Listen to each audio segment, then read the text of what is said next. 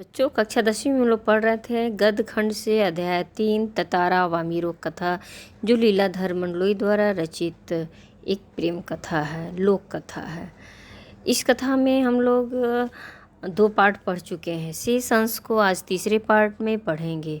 तीसरे पार्ट को पढ़ने के पहले उसमें जो भी कठिन शब्द है उसको रेखांकित करके उसके अर्थ को जानेंगे कि क्या क्या कठिन शब्द है। तो हमारा पहला कठिन शब्द है अफवाह।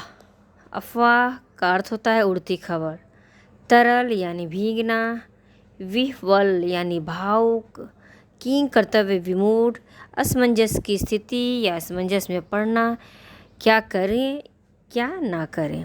रुदन यानी रोना, उफन या उफनना यानी उबलना, निषेध परंपरा वह परंपरा जिस पर रोक लगी हो, असहायता कुछ न कर सकने की व्यवस्था, सन्नाटा खामोशी, असहायता कुछ न कर सकने की व्यवस्था, शमन यानी शांत करना, भयाकुल भय के कारण डरना, भय से आकुल, शिहरना यानी कांपना, करुणा यानी दुख से भरा या दुख भरा, चाकता यानी काटता। आगे वाले पृष्ठ में देखेंगे लहू लुहान यानी खून से लथपथ, अचेत यानी बेहोश होना, विलग यानी अलग होना या बिछड़ जाना, त्यागमयी बलिदान, परिवर्तन यानी बदलाव। ये तो हमारे कठिन शब्द हुए और उनके अर्थ हुआ। अब हम लोग जहाँ तक कहानी को पढ़ लिए थे उससे आगे शेष अंश को, शेष कहानी को पढ़ेंगे। तो देखेंगे क्या होता है। वामीरो लपाती ग्राम की थी वह और ततारा पासा गांव का था और दोनों गांव के ये परंपरा थी वामीरो की गांव की कि दूसरे गांव के लोगों के साथ वैवाहिक संबंध वे लोग नहीं बना सकते थे। रीति अनुसार दोनों को एक ही गांव का होना आवश्यक था। अगर वैवाहिक संबंध बनाना हो तो दोनों को एक ही गांव का होना आवश्यक था। वामीरो और ततारा को समझाने बुझाने के कई प्रयास हुए किंतु दोनों अड़िग रहे। नियमतः लपाती के उसी समुद्री किनारे पर मिलते रहे, अफवाहें फैलती रहीं। दोनों को बहुत समझाने का कोशिश किया गया लेकिन वे अपने आप में अडिगे रहें, डटे रहें अपनी बात पर और वह उनका मिलने का सिलसिला जारी रहा। कुछ समय बाद पासा गांव में पशु पर्व का आयोजन हुआ। पशु पर्व में हिष्ट पुष्ट पशुओं के प्रदर्शन के अतिरिक्त पशुओं से युवकों की शक्ति परीक्षा प्रतियोगिता भी होती है। वर्ष में एक बार सभी गांव के लोग हिस्सा लेते हैं। बाद में नृत्य, संगीत और भोजन का भी आयोजन होता है। शाम से सभी लोग पासा में एकत्रित होने लगे। धीरे धीरे विभिन्न कार्यक्रम शुरू हुए। ततारा का मन इन कार्यक्रमों में तनिक न था। उसकी व्याकुल आंखें वामीरो को ढूंढने में व्यस्त थी। क्या था, सारे लोग जो है पासा गांव में जमा होने लगे थे क्योंकि वहाँ जो कार्यक्रम शुरू होने वाला था। लेकिन ततारा की आंखें जो थी वह वामीरो को खोजने में, ढूंढने में व्यस्त थी। नारियल के झुंड के एक पेड़ के पीछे से उसे जैसे कोई झांकता दिखा। ततारा को ऐसा लगा कि कोई नारियल के झुंड के पीछे से झांक रहा हो, देख रहा हो। उसने थोड़ा और करीब जाकर पहचानने की चेष्टा की। वह थोड़ा नज़दीक गया और पहचानने का कोशिश किया कि कौन झांक रहा है। वह वामीरो थी जो भयवश सामने आने में झिझक रही थी। जब ततारा वहाँ पास में जाकर देखा तो वह झांकने वाले में जो थी वह वामीरो थी, लेकिन वह डर के मारे सामने आने में झिझक रही थी। उसकी आंखें तरल थी, उसकी आंखें भीगी हुई थी, होंठ कांप रहे थे, उसके होंठ डर से कांप रहे थे। ततारा को देखते ही वह फूट कर रोने लगी। जैसे ही वो ततारा को देखी वह रोने लगी। ततारा विह्वल हो गया। ततारा उसको देखकर भावुक हो गया। उससे कुछ बोलते ही नहीं बन रहा था। ततारा को कुछ बोलते हुए नहीं बन पा रहा था कि वह स्थिति को नहीं समझ पा रहा था कि वह क्या करे। रोने की आवाज़ लगातार ऊंची होती जा रही थी। ततारा किंग कर्तव्य विमूढ़ था। ततारा असमंजस की स्थिति में पड़ा हुआ था कि वह क्या करे और क्या ना करे। वामीरो के रुदन स्वरों को सुनकर उसकी माँ वहाँ पहुँची और दोनों को देखकर आग बबूला हो उठी। वामिरो के रोने की आवाज़ को सुनकर उसकी माँ वहाँ पहुँची और दोनों को एक साथ वहाँ देखकर क्रोध से जल उठी। सारे गांव वालों की उपस्थिति में यह दृश्य उसे अपमानजनक लगा। सारे गांव वालों के सामने ऐसी स्थिति देखकर तथा वामिरो की माँ को यह स्थिति अपमानजनक लगा।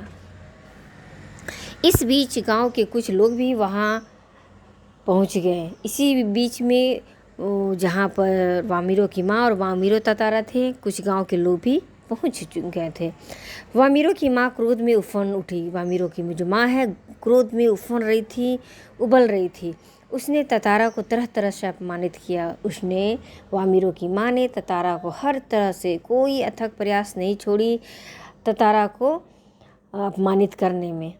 गांव के लोग भी ततारा के विरोध में आवाज़ें उठाने लगे। गांव के लोग भी ततारा के विरोध में आवाज़ें उठाने लगे। यह ततारा के लिए असहनीय था। ततारा के लिए ये सब सहने योग्य नहीं था।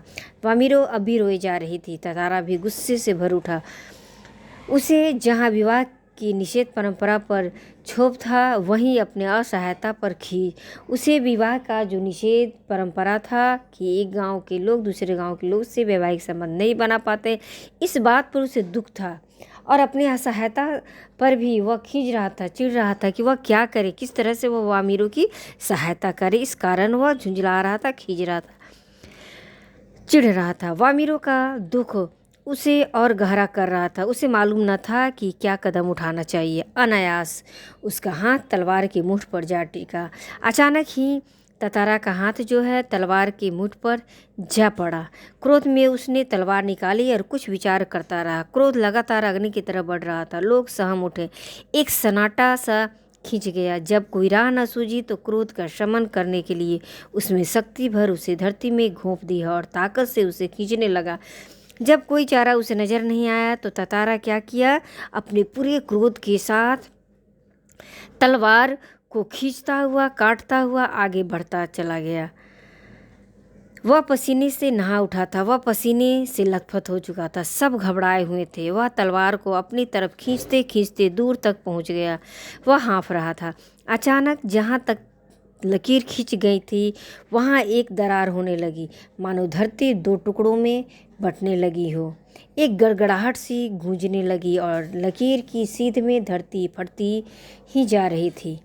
द्वीप के अंतिम सिरे तक ततारा धरती को मानो क्रोध से काटता जा रहा था। सभी भयाकुल उठे।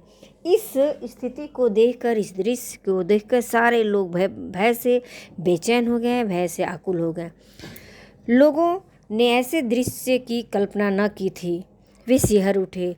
वे लोग ऐसे इस तरह का दृश्य होगा, इस तरह की स्थिति होगी, ऐसा वे लोग सोच भी न पा रहे थे। सारे लोग कांपने लगे।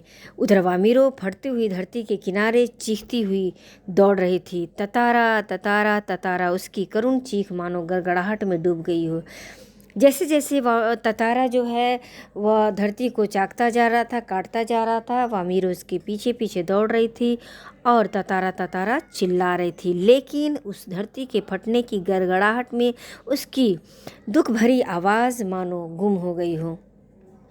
ततारा दुर्भाग्यवश दूसरी तरफ था। द्वीप के अंतिम सिरे तक धरती को चाकता वह जैसे ही अंतिम छोर पर पहुंचा, द्वीप दो टुकड़ों में विभक्त हो चुका था। एक तरफ ततारा था, दूसरी तरफ वामिरो। ततारा को जैसे ही होश आया उसने देखा उसकी तरफ का द्वीप समुद्र में धंसने लगा है। वह छटपटाने लगा। उसने छलांग लगाकर दूसरा सिरा थामना चाहा, किंतु पकड़ ढीली पड़ गई।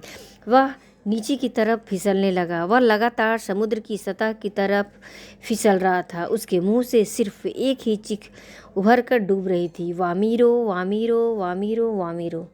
उधर वामिरो भी ततारा ततारा ततारा पुकार रही थी। ततारा लहूलुहान हो चुका था। ततारा जो है वह खून से लथपथ हो चुका था।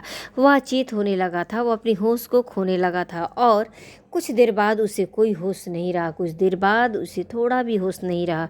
वह कटे हुए द्वीप के अंतिम भूखंड पर पड़ा हुआ था, जो कि दूसरे हिस्से से संयोगवश जुड़ा था। बहता हुआ ततारा कहाँ पहुँचा, बाद में उसका क्या हुआ, कोई नहीं जानता। इधर वामिरो पागल हो उठी। वह हर समय ततारा को खोजती हुई उसी जगह पहुंचती और घंटों बैठी रहती। उसने खाना पीना छोड़ दिया। परिवार से वह एक तरह विलग हो गई। वह परिवार से बिल्कुल अलग हो गई। लोगों ने उसे ढूंढने की बहुत कोशिश की, किंतु कोई सुराग न मिल सका। आज न ततारा है न वामिरो, किंतु उनकी यह प्रेम कथा घर घर में सुनाई जाती है। निकोबारियों का मत है कि ततारा की तलवार से कार निकोबार के जो टुकड़े हुए उसमें दूसरा लिटिल अंडमान है, जो कार निकोबार से आज 96 किलोमीटर दूर स्थित है। निकोबारी इस घटना के बाद दूसरे गांवों में भी आपसी वैवाहिक संबंध करने लगे। ततारा वामिरो की त्याग में मृत्यु शायद इसी सुखद परिवर्तन के लिए थी। तो इसके साथ ही हमारा यह पाठ ततारा वामिरो की कथा यहीं समाप्त होता है।